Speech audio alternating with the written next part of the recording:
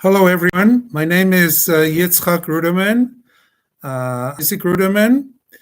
Welcome.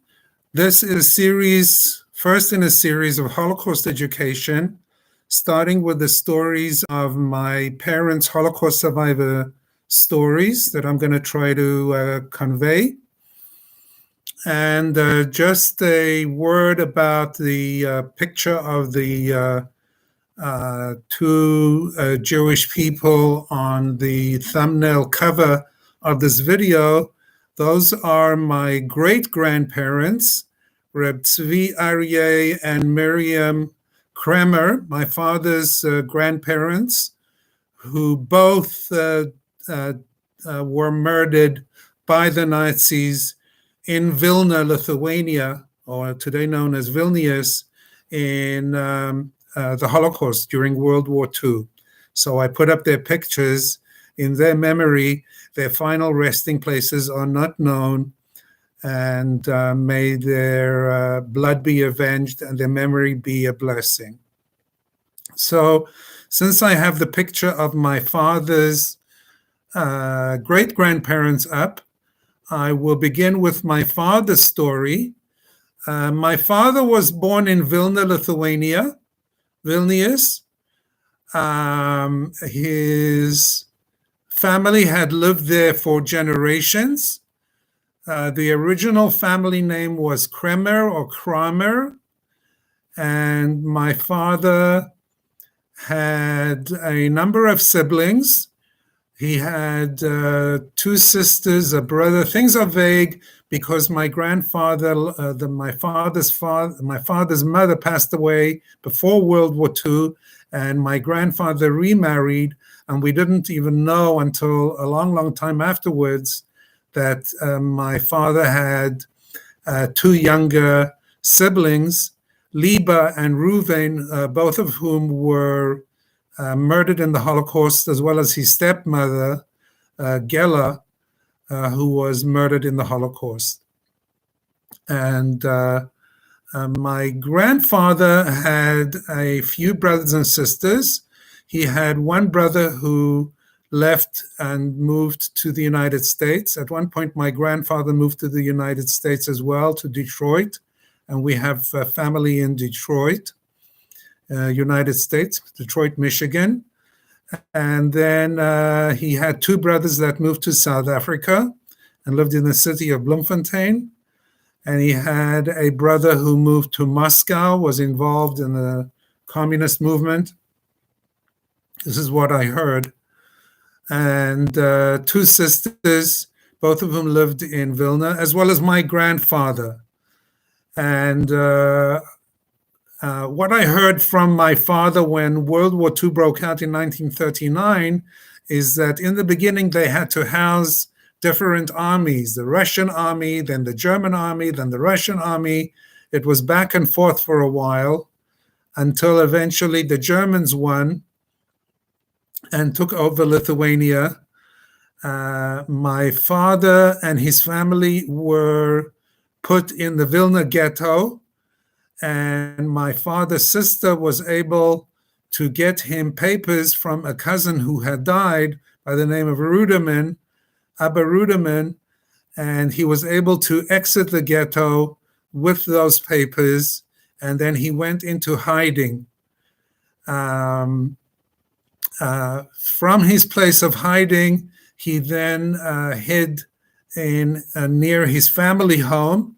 He went to hide with non-Jews who had worked for my grandfather. They were very friendly because my grandfather had treated them very fairly in business. By the way, I'm named for that grandfather who was killed in the Holocaust. And they hid my father until one day Lithuanian gendarmes, police, came by and were searching all over. My father was hiding just behind the door. And fortunately, they didn't discover him, but the Lithuanian non-Jew who was hiding my father said that he couldn't hide him anymore. And he had to leave. But he knew of some partisans who were who were hiding in the forests near Vilna in Lithuania. There were a lot of forests, and there were partisans who were fighting the Nazis that were hiding in those forests. So this non-Jewish Lithuanian, where my father was hiding, agreed to take my father to meet them. And he put him in a wagon, covered him up with rags, and they went around the checkpoints until they came to the edge of the forest. And at a certain time at night, some partisans came out, and they were introduced to my father. This man maybe had some supplies for them, and he said, "This is a good guy, take care of him." And they looked him over and said, "Yeah, okay, we could use him." My father was sort of muscular. He was well-built and strong. So they took him in to be a partisan. And one point when he was in hiding at one time, before he was hidden by the Gentiles, he was hiding in some sort of factory. The Nazis came by with dogs, German shepherds, to check who was hiding in the place. And they just passed over him and missed him. And from there, he fled to the guy who was the non-Jewish Lithuanian who hid him. And in fact, one time he was out in the fields, and some German patrols spotted my father, and he had to run for his life. They shot at him. He said he ran like a rabbit through the snow. Anyhow, at the point I was saying that my father became a partisan, it's actually interesting. He said the partisans he was with were not Jews. They were Ukrainians who had been part of the Russian army that was pushed back by the Germans, and they had remained alive in the forest. They were resupplied by Russia. The Red Army sent in, parachuted in supplies. And the Nazis were never able to take these forests. They were too dense and too big for them to take. So they just stayed out of them and surrounded them. And the partisans participated in ambushes. One ambush my father told me about, he said they ambushed the train and personnel. And they were not fighting men. They were dressed in more moderate uniforms, not in battle gear. The pilots don't dress in battle gear. They dress in flight uniforms, and they have fancier uniforms when not in flight gear. And he says they were easy pickings. They managed to kill a lot of these Luftwaffe personnel. So my father definitely saw action. He says, unfortunately, these partisans were not that intelligent. One night they sent him out on a patrol, and as he approached a certain point, it was actually near a railway that they were thinking of ambushing, a railway line, they were thinking of blowing it up. He heard some clicking, when they cock the machine guns and the weapons to fire them, but they didn't fire at him because he was the forward party. So they let them through, waiting for the main party to come, and then they would ambush the main party. And he reported this to his Ukrainian partisan compatriots, but they didn't believe him. They said he was paranoid and too afraid. And so they went ahead and tried to carry out that ambush of the railway tracks, and they were all tragically killed. He says, including 3 Ukrainian brothers who were part of that partisan group.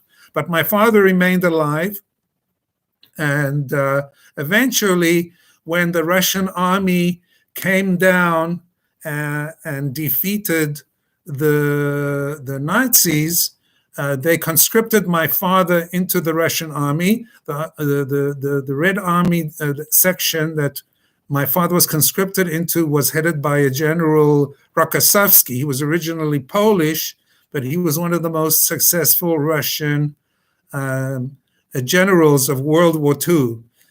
And my father saw action all the way from Lithuania into northern Prussia, where he was wounded in a place called Neubrandenburg, and then he was shipped back, and then the war ended, and that's a whole other story. I'll continue with that. I just want to mention 3 points. I asked my father if he saw real action. He described to me at least three incidents, besides the incident of ambushing the train with the Luftwaffe personnel. He described to me three incidents where he was involved in ambushing personnel, Nazis and German soldiers. One story, he says, he was in a gunfight with a group of German soldiers, and he saw that one of them ran into a house, and he followed him, and he ran down into the basement of this house. And he said he came face to face with this Nazi soldier. They were staring at each other. And he said the Nazi pulled the trigger of his gun, and the gun stalled, did not fire. So my father said he grabbed the gun of the Nazi, he says, which was red hot because it was a kind of machine gun which had been firing. He says he burnt his hand. He pulled the gun out of his hand. And then I said, and then what? And then like sort of my father nodded his head, and he basically intimated that he killed this Nazi soldier. In another incident, my father told me that they were once on the road marching, the Russian army, the unit he was with, and they came to a halt. It was somewhere in Germany, and they saw a kind of canvas on the ground that was slowly moving by itself. So they thought it was very odd. They came a little close, and they realized that there were people hiding under this canvas. So they removed the canvas, and they found one or two Nazi soldiers hiding underneath the canvas, trying to crawl away under cover of this canvas. And then I said to my father, and then what? So again, he sort of nodded his head, but I understood that he meant that they killed this Nazi soldier who was trying to escape. And another story he told me, he says the Russians were once, the unit he was with, were once advancing through the woods, and there was fire coming at them from a machine gun nest, a Nazi machine gun nest, that they couldn't figure out the direction of the fire. And he says, it happened to be, they all dropped when the fire was just kept on going. They dropped to the ground. And it says it just happened to be, he dropped to the ground and he got a viewpoint of the actual firing unit that was shooting and getting all the, killing the Russian soldiers. So it just so happened to be. So he says he threw a grenade at them and he knocked them out. So those are three clear examples of my father in action, where he actually shot and killed Nazis. And for that, he was awarded medals by the Red Army. There is a photograph of him with his medals. And so he was a decorated soldier. Interestingly, when he was wounded, he said, well, first of all, his function was, they were in frontline tank units. He says a lot of the Russian soldiers were still very illiterate. They hadn't progressed much in their education, so they had problems with arithmetic, simple arithmetic and mathematics. And my father had been to school in Vilna. He had been to his cheder and his Talmud Torah and his school. They taught him basic arithmetic, and he knew how to read and write various languages. So he was appointed to a frontline unit of tankists that would have to go out front and then read the positions of German frontline units that they were coming into contact with, and call back the coordinates to the Katyusha rockets that were mounted on trucks. Katyushas was like a system of rockets, let's say 10, 20 rockets mounted on the back of a truck, a lorry, as they say, and they would fire them. This was a frightening weapon. It was called Stalin's organ. It made a frightening sound, and it was really a deadly weapon. But you have to have a direction to fire in. So my father was in one of those units that had to go all the way up front and then read out coordinates the geographic coordinates, north, south, east, west, degrees, and so on, back to the Katyusha units, where they would then fire onto the Nazis and hit their targets. It was a very brutal war, and my father was very traumatized by it, of course, as were any people in it. Now, as the war drew to a close, my father was wounded in the city called New Brandenburg in Prussia. It's northern Prussia, which is northern Germany. And this was around 1945. He says he was lying on the ground with his gun, and somehow a bullet entered and hit his gun, either hit his magazine or entered into his barrel, and his own gun exploded on him. He once showed me, he took down his pants, and he showed me on the inside of one of his thighs. He said he still had shrapnel. He had shrapnel marks, and he still has shrapnel inside his legs where he was hit. Fortunately, he was only hit in the thighs and not in other sensitive areas. Otherwise, I wouldn't have been born, I guess. And so he was wounded, and then he was sent back to the back lines, and the war was nearing its end. He said actually the hospital he was in was a ripoff. The guy who was running the hospital, the Russian officer, tried to avoid treating patients. He would sell the medications to other people, to other units, and he was actually running a business trying to avoid to treat wounded soldiers. So it was a ripoff. That was under communism. That's how it is, corruption. And then the war ended, and my father had to make a choice.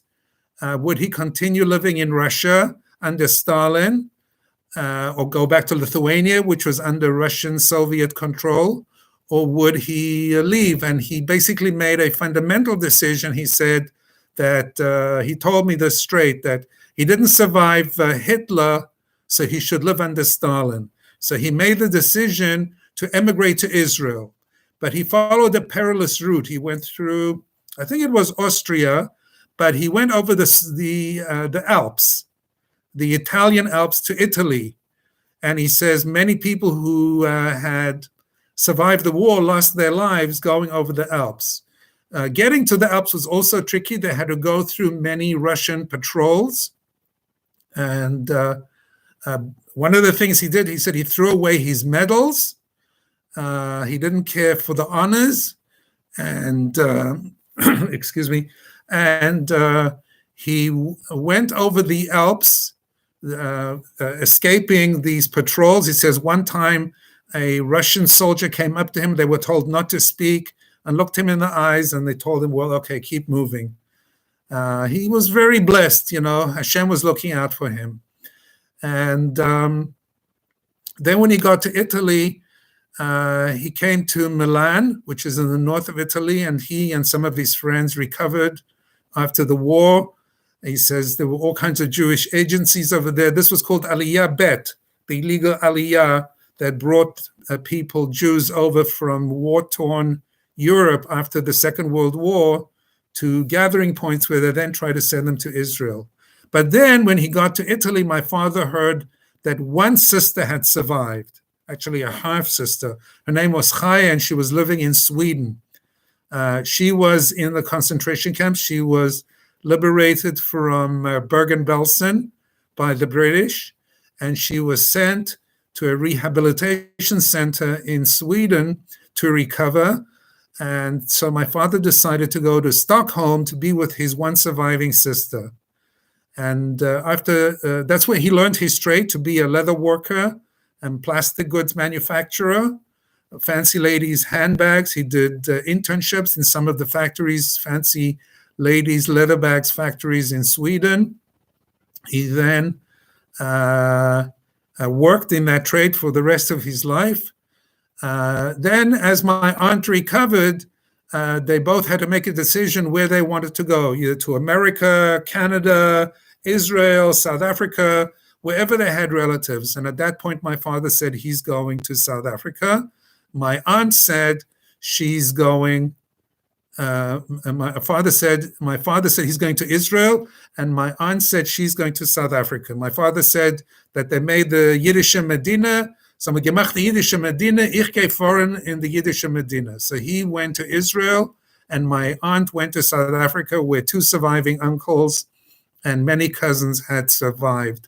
So that's how that part of the family, my aunt left for South Africa. My father went to Israel.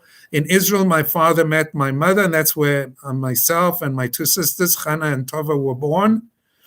And my father was living in the town of Lod, near the Israeli airport, Lod. Ben Gurion Airport is there. And then later, my aunt came to South Africa. My aunt came from South Africa to Israel to visit.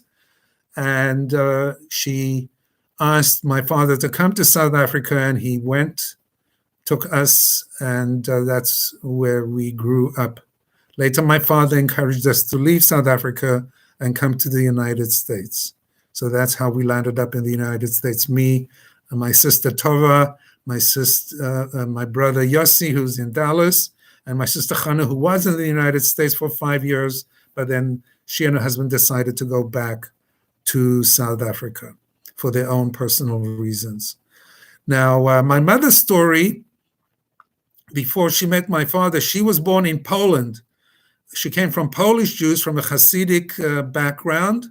Her mother came from Husiatana Hasidim, and my grandfather came from Warsaw. By the way, my father's name was Yitschak Yaakov, and my father's mother's name was Chana Devora. My mother's father's name was Moshe, and my mother's name was Sprinza. Her Polish name was Sabina. My mother's father, meaning my grandfather, Moshe, came from Warsaw. He was a watchmaker and jeweler. And my mother's mother came from Lemberg, a town near Lemberg in Galicia. It's Austro-Hungary. She was educated in Polish and German because Austro-Hungary was part of the German-speaking Austrian-Hungarian Empire.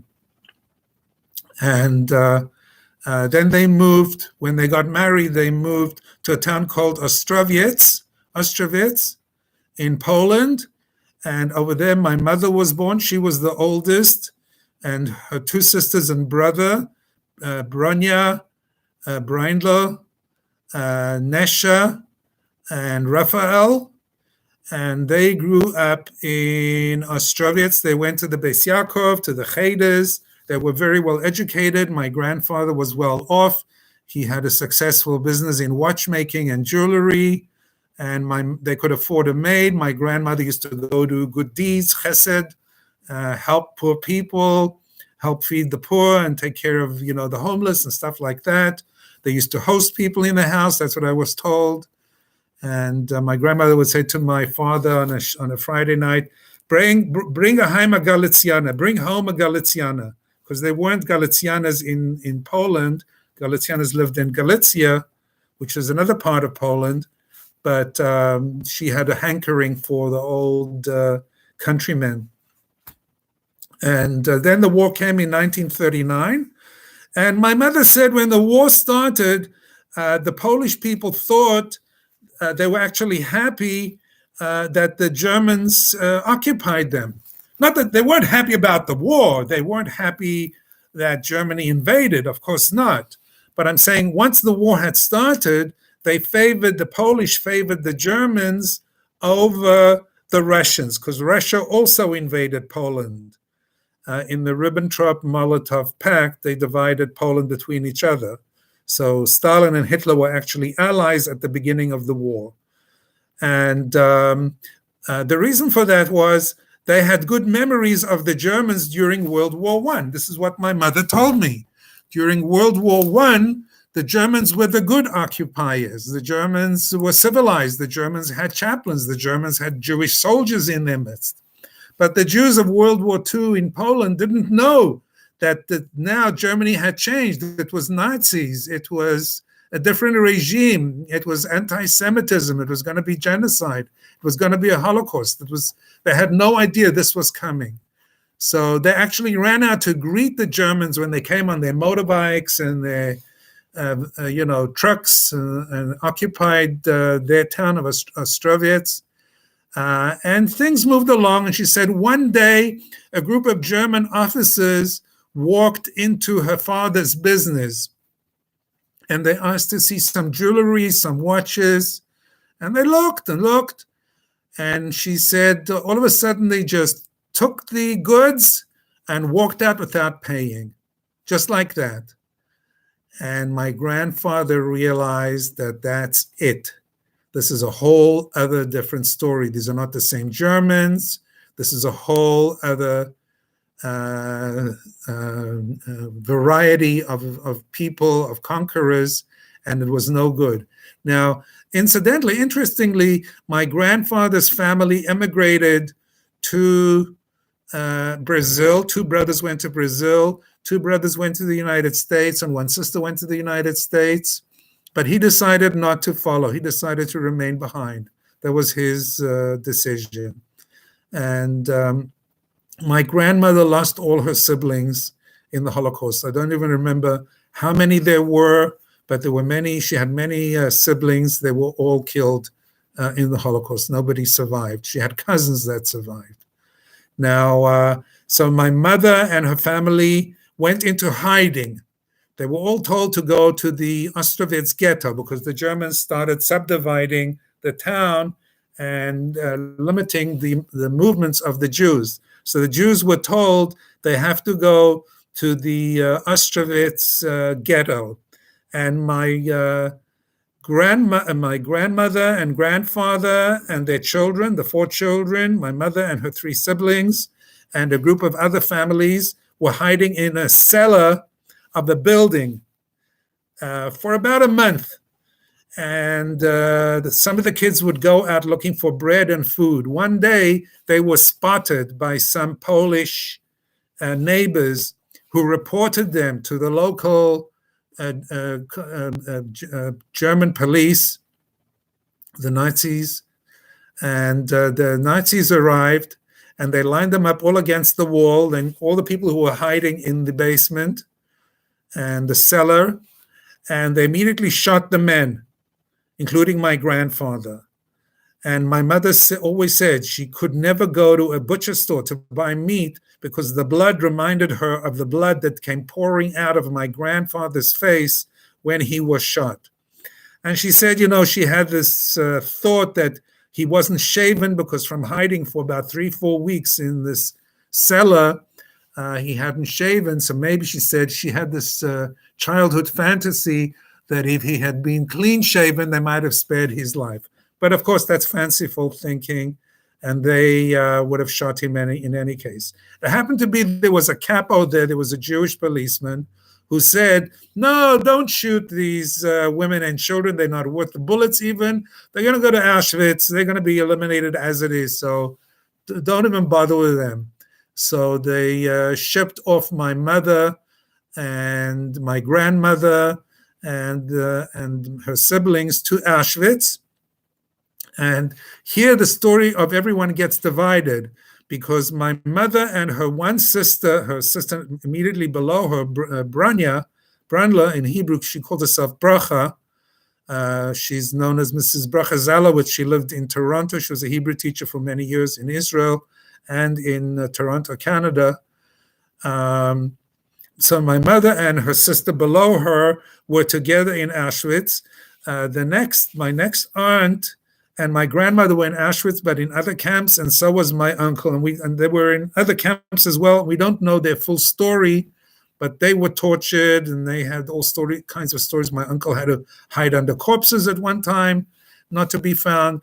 But my mother, she said she was checked by Dr. Mengele when they arrived in Auschwitz.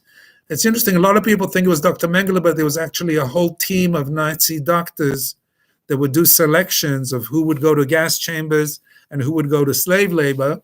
Auschwitz was also a slave labor camp. It wasn't only a death camp. It was a death camp, plus it had another network of labor camps.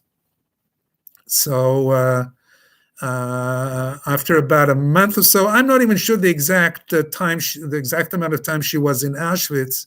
She never really told me, but she was shipped from. She said she stuffed her clothing, her schmatters, with schmatters. She put like other rags and stuff inside her clothing during one selection, and she forced my aunt also so they should look older and a little bit stuffier, a little bit more muscular, and they were selected for labor, fortunately. And at some point, my mother and my aunt were shipped out to the Sudetenland, which is Czechoslovakia, but the Germans had annexed Sudetenland to Germany because it was German-speaking. Over there, they had munitions factories. And for the rest of the war, my mother and her sister were slave laborers. She says they were covered in oil. They had pimples. And many times my aunt said she doesn't want to live anymore. She wants to die already. And my mother would have to slap her. No, no, no. You're going to live. You're not going to die. And somehow or other, they managed to live through to the very end of the war. And my mother said one night she had a dream that she was liberated by soldiers. And sure enough, the next day, the Russian army arrived and liberated them. She says, but it wasn't so simple because the Russian army, many of the frontline soldiers were brutal and they were raping women. So they had to, from being vigorous workers and by the Nazis, they had to become like little old ladies and nebishes with babushkas, cover themselves, that they were not attractive young girls. I don't know how attractive they were after working for the Nazis for so long. But they managed after the war to go to back to their hometown in Ostrovets. My grandmother survived. My other aunt survived. Nesha survived. My uncle Raphael survived. Raphael landed up in Belgium. And my mother and her two sisters, Bronya and Nesha, and her brother Raphael, they went, and not her brother, and her two sisters, Bronya, Nesha, and her mother, Sprinzer, went back to Ostrovets, and they were in a children's home, and they were being taken care of over there by relief agencies. But my mother said then there was the Kelts pogrom where Polish citizens threw hand grenades into Jewish orphanages and killed Jewish orphans. So it was very rough for the Jews. A lot of Poles were not happy to see Jews who had survived. This is a known thing. So my mother said, that's it. She's leaving Poland on her own. She went on her own, and she went with the Aliyah Bet. She went across Europe. She landed up in the south of France. I don't know which country she crossed, Poland, Austria. She landed up in the south of France, in Marseille. And she was this is around 1946, 1947, before the State of Israel. And she was about to go on a ship when they heard that the British had been stopping ships that reached the shores of Palestine and sending the people on the ships to camps on Cyprus. And my mother said she didn't survive the Nazis and their camps, so she could be captured by the British and go and sit in detention camps, which were like concentration camps, on the island of Cyprus in the middle of the Mediterranean. So she decided to backtrack and go be with her brother, Raphael, who was their family name was Nissenbaum, to be with him in Antwerp in Belgium. She went through Paris, and she was a seamstress. In her training in the orphanage home, they trained them to become practical trades, and she became a seamstress. So she earned money. She said she was never short of money. She was always able to earn a few bucks, a few francs, a few whatever it was, liras along the way. And then she decided, no, she's definitely going to Israel. She had enough of being in Paris and Antwerp. So she got on a ship and she managed to make it into Israel. Now, I'm not sure if she arrived just before or just after the announcement of the State of Israel. I'm not sure about that. She wasn't clear about that when I spoke to her about it, you know. She had a lot of things on her mind, so all these kind of historical facts were not always on the top of her mind. And anyhow, when she got to Israel, she moved in with family in Haifa. She says they put her in the kitchen right next to a refrigerator, an old refrigerator that made a lot of noise. Boom, boom, boom, boom, boom, boom, boom, boom. And she said she couldn't sleep at night. It was such a noisy refrigerator. But she was happy to be alive, and she was happy to be in Israel. Then she got letters from her mother back in Poland who said, please help, get us visas, send us money, get us papers and passports. The communist authorities are rounding up intelligent girls, educating them, sending them to Moscow for professions and degrees and making them into communists. You got to get us out of here. So my mother, somehow or other, she earned money. She got the papers. She got them the exit visas. I don't know how she did it, but she did it. She had family in Israel then, and she brought out her mother, Sprinzer, and her two sisters, Bronya and Nesha, to Israel. And then my mother moved from Haifa. They went to a refugee camp. It's called Ma'abarot in Lod. And so she was there in Lod. When she arrived in Lod to be with my mother and with my grandmother and my two aunts, my grandmother says, oh, whoa, you've been in Israel like for a year or two and you don't even speak Hebrew yet. You've got to go learn to speak Hebrew. So first my aunt went on Ulpan to learn Hebrew. Then my mother went on Ulpan to learn Hebrew. And then whilst they were living in Lod, my grandmother met someone who knew my father, who was also happy to be living in Lod at that time. And a shidduch was made, meaning a match was made. And that's how my mother and father met in Lod in Israel, and were married over there in around 1950, 51. I don't remember exactly. And I was born in 53. My mother said they didn't have children right away. It wasn't, she said, children didn't come to us so easily right away. But when I was born in 1953, it was a great joy because I was the first post-Holocaust child. And I was named for my grandfather, my father's father, who had been murdered by the Nazis in the Ponari Forest massacres, together with his father and family.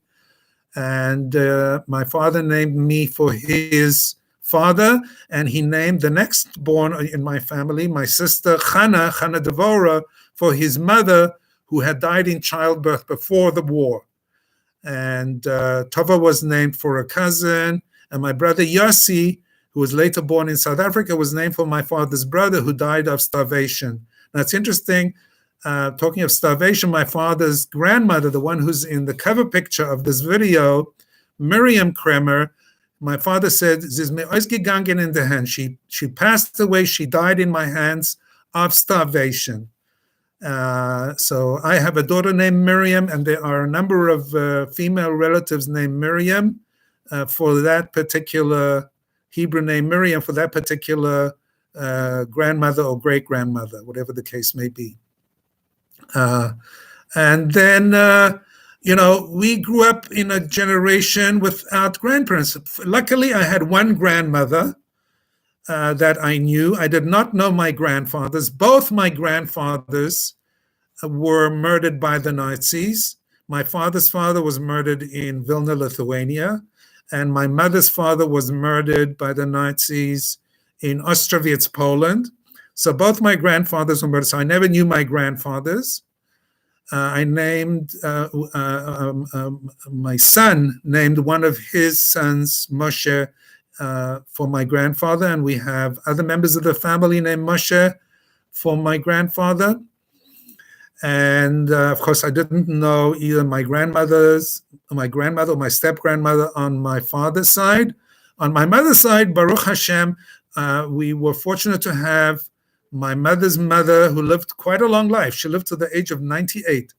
And she eventually moved from Israel to Canada because her youngest daughter, Nesha, married also a Holocaust survivor from Ostrovets.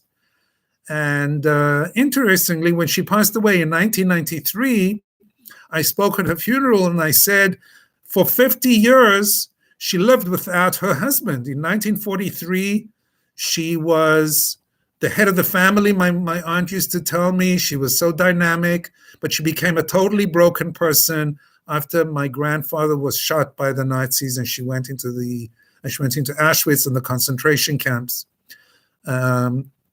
So she lived 50 years without a husband till the age of 98, and she was a marvelous lady. I had the merit of having her at my wedding, and she was truly a kind, generous woman. She was very, very educated. She could write in Yiddish. She could write in Polish. She could write in German, Hochdeutsch.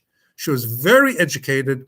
She went to what was called a gymnasium, and she never, ever once spoke about the Holocaust. I don't think she spoke about the Holocaust to my mother or anyone. They never asked her, for she had like an aura about her, kind of air. You didn't want to like impinge on her space.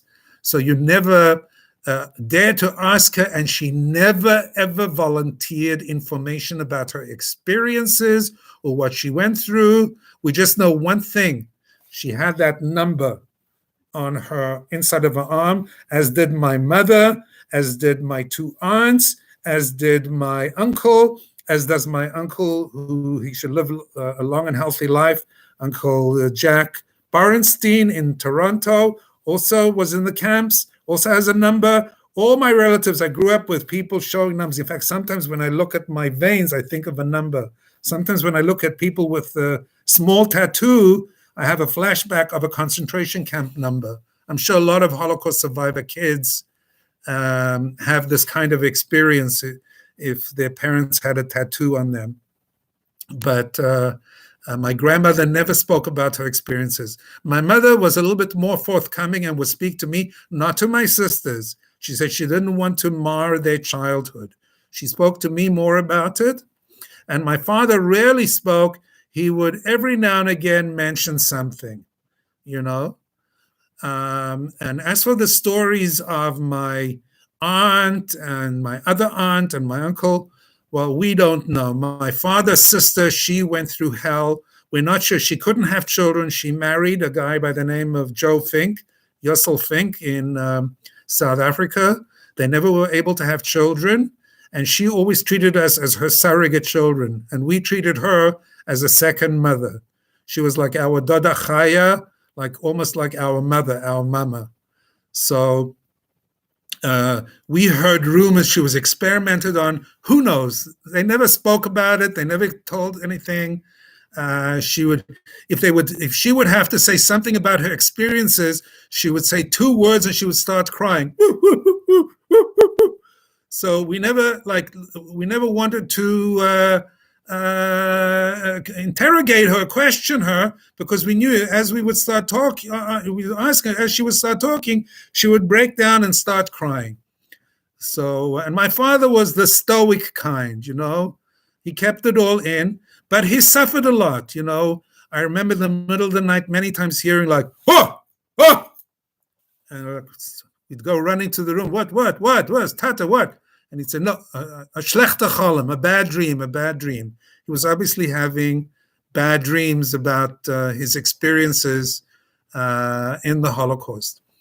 I'll tell you 1 or 2 more interesting stories. My father said he became disillusioned with the Russians.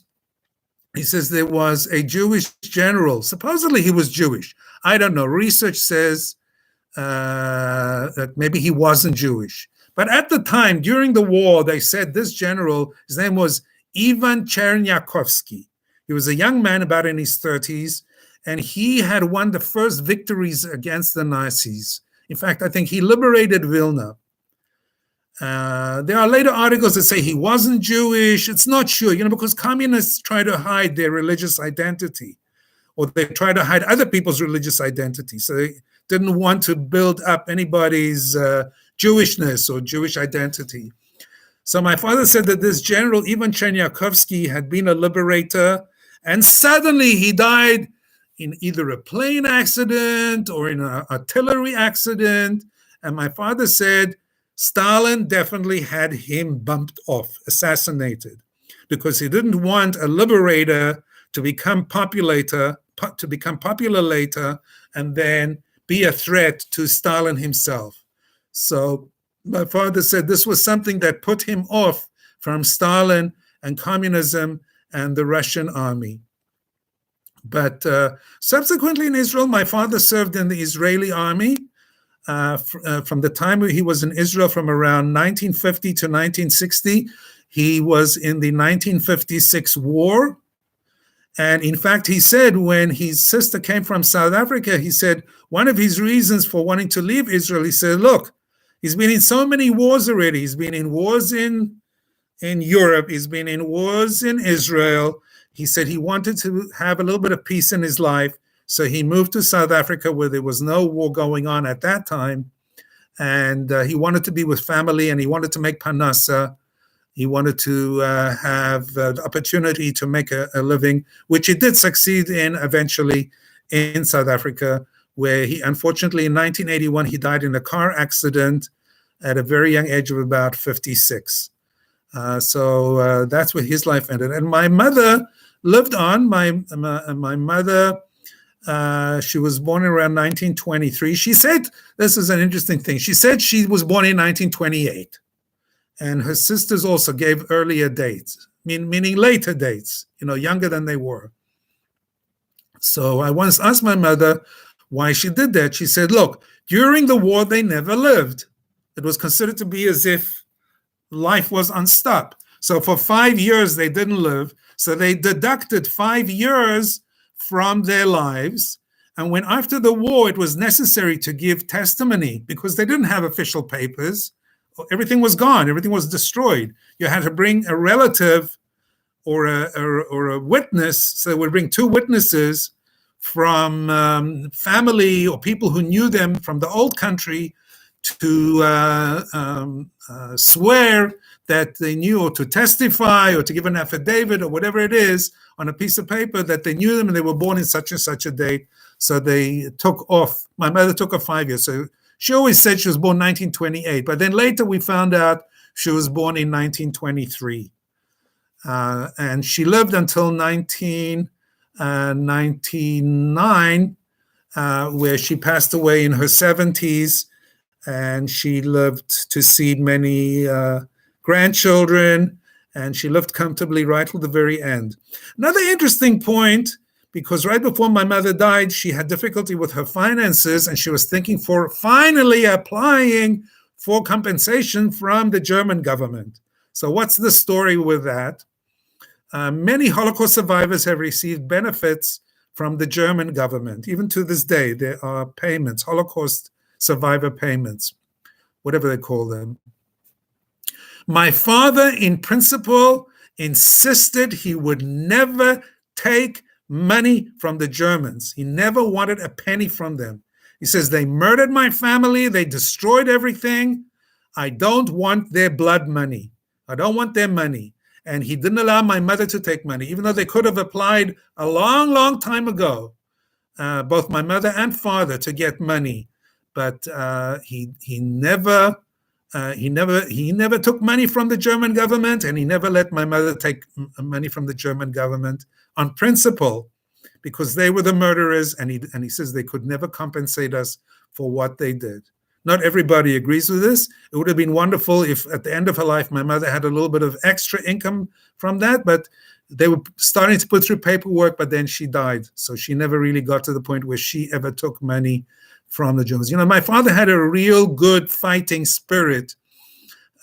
Symbolically, he never had a number on his arm. He was never in Auschwitz. He was never in a concentration camp. He was in the Vilna ghetto, but he escaped. And he escaped to the woods of the partisans, and he fought back. So I was raised with both a mother who was in the concentration camps, who was a survivor, and a father who was a partisan who fought, who was a survivor. So on the one hand, my father was never a defeatist. He was always on the winning, conquering side, so to speak. He had that winner-take-all mentality. whilst my mother understood persecution and suffering in that sense. My father did too, but at least he fought back. My mother couldn't fight back in that way. I asked my mother how she survived, and she said God was always helping her. Thank God both my parents remained believers. They did not become atheists. They did not give up on their faith. They both remained very loyal to Jews and Judaism. My mother said her faith kept her going. And she said an interesting thing, when the Germans would say, whatever the Germans would say, I would say the opposite. She used to call it opposite psychology, If the Germans would say day, I would say night. If the Germans would say right, I would say left. If the Germans would say up, I would say down. If the Germans would say good, I would say bad. She would twist things around. So when they would say line up, I knew to run away. When they would say move to this area, I knew I had to move to another area. That was like her guiding principle that she would use to try to keep one step ahead of the Nazis. And somehow or other, that mechanism helped her, of course, with the help of God. She says one time they had to be in hiding, and she hid her mother in a garbage can, a trash can, rubbish container, covered her with rags. All kinds of crazy stories, everybody has. And so I've tried to recount some of that to you. Of course, they both suffered from post-traumatic stress now in hindsight, because I'm speaking now as a second-generation Holocaust survivor. If you take the long-term picture, if I think back to my childhood, we didn't have normal childhoods as children of Holocaust survivors. My parents were both very antagonistic to Gentiles. They were good. They were very polite, but they didn't like to have their children associate with non-Jews. They were very suspicious of the outside world in that sense. They were very diplomatic. They were very good with people, with Jews and non-Jews. My father ran a business with non-Jews. My mother helped in the business with non-Jews. We had non-Jewish maids and gardeners and stuff like that, and people who helped us. But the sense was, these are not your friends. Stay away from them, And they were very loyal to their religion. They respected rabbis. They respected what they learned in the Alterheim, the Alterheim, and they wanted the best for their children. They sent us to Jewish schools. When we came to South Africa in 1960, most Jewish children were not going to Jewish schools. The majority of Jewish children were going to government schools or private elite schools, but not Jewish schools. The Jewish schools at that time, the biggest one was King David School, and that's the school me and my two sisters went to. Then there was another school, Yeshiva College. That's where my father sent my brother. Also like a day school, a religious Zionist day school.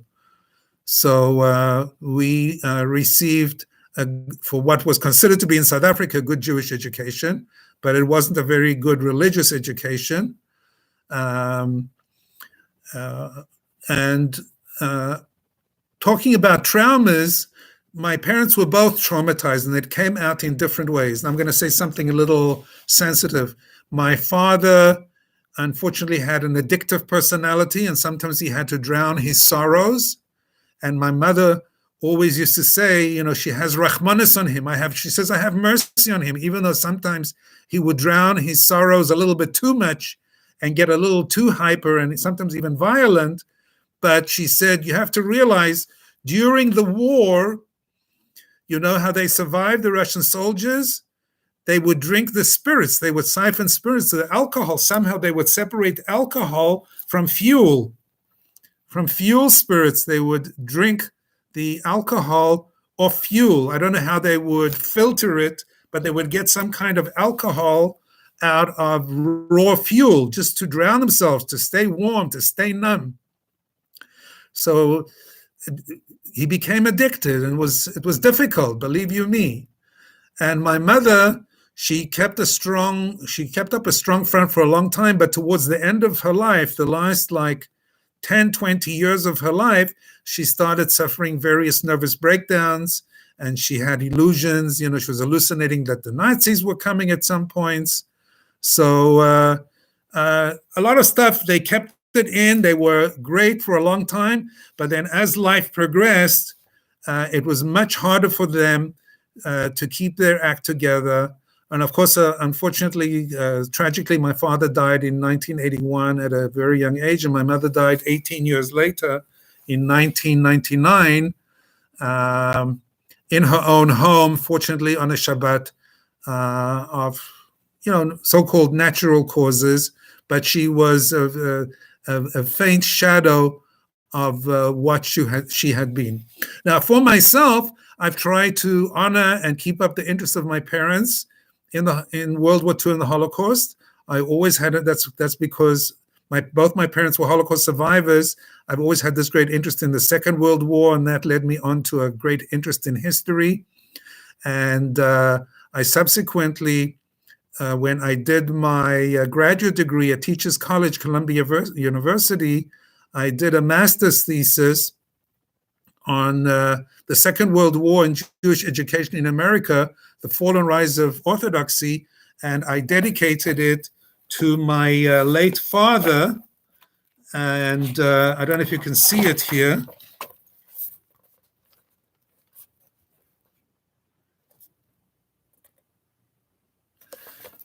Dedicated to my father, Reb David alav Shalom, whose love of traditional Vilna helped him survive.